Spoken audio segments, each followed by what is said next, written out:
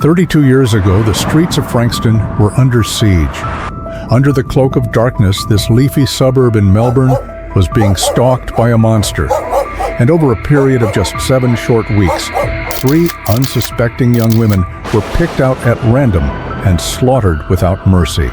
The cold-blooded killer was 21-year-old Paul Charles Denier, a psychopathic Frankston local who would reveal himself to police as the embodiment of pure evil. Paul Denier's killing spree began on Friday the 11th of June, 1993.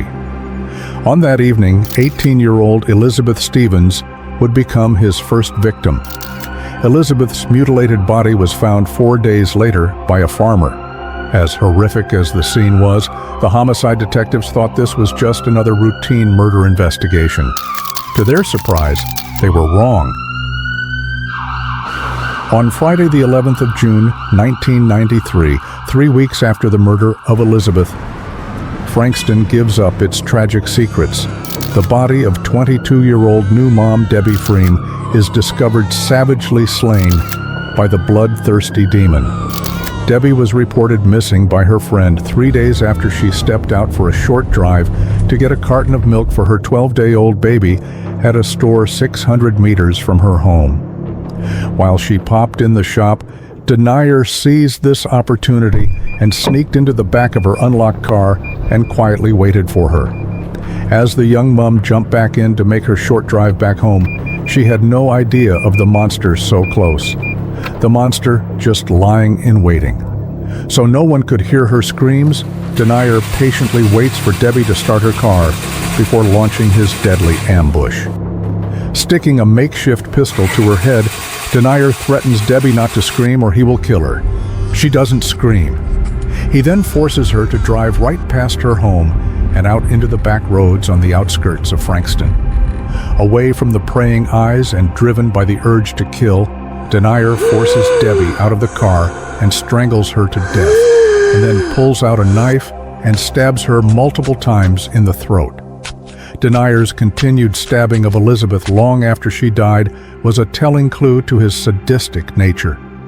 Post-mortem reports showed stubbed wounds on Debbie's upper body and inflicted marks like a big knots and crosses on her torso. This chilling report marks a frightening realization for police and the people of Frankston of a serial killer on the loose, one in their midst and in their neighborhood. The police must now race against time to stop the dangerous and evil monster from taking another innocent life. On Friday the 30th of July, 1993, 3 weeks after slaughtering Debbie, and still with a taste for blood and a compulsion to kill, Denier makes a daring plan to abduct and kill his next and final victim. On that day, Natalie Russell, a 17-year-old girl Natalie from school, took the track she used as a regular shortcut home, but she never made it. What was unknown to her was Daniel had laid out an elaborate, sinister plan for any female who would walk into his trap. Earlier that day, Denier had pre-cut holes in the fence to drag his victim away from praying eyes and mercilessly kill. To him, he thought he had calculated and planned everything right.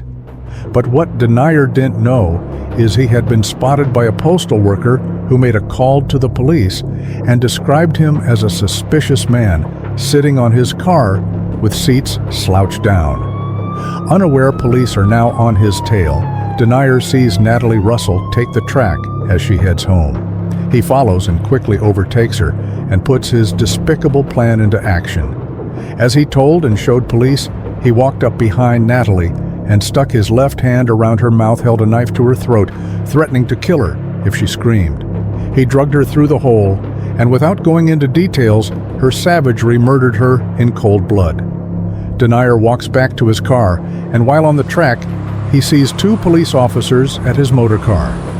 Driven by deadly impulse, he puts his blood-soaked hands into his pockets and walks right past the police.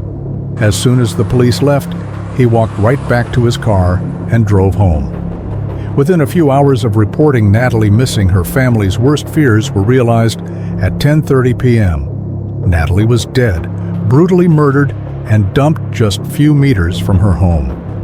A 48-hour intensive forensic search and the discovery of Denier's car at the location of Natalie's murder finally delivered police a suspect. Homicide detectives quickly swooped on Daniel's home and hauled him in for questioning. More than 2 hours into questioning and away from the police camera, Denier suddenly confesses. Out of the blue, he says, "I did the 3 of them. I killed the 3 women you've been asking me about." The serial killer who had terrorized the Frankston community for 7 weeks had finally been caught. It was now up to the court to convict him. In his hearing, Denier pleaded guilty to the murders and was sentenced to life with no minimum sentence.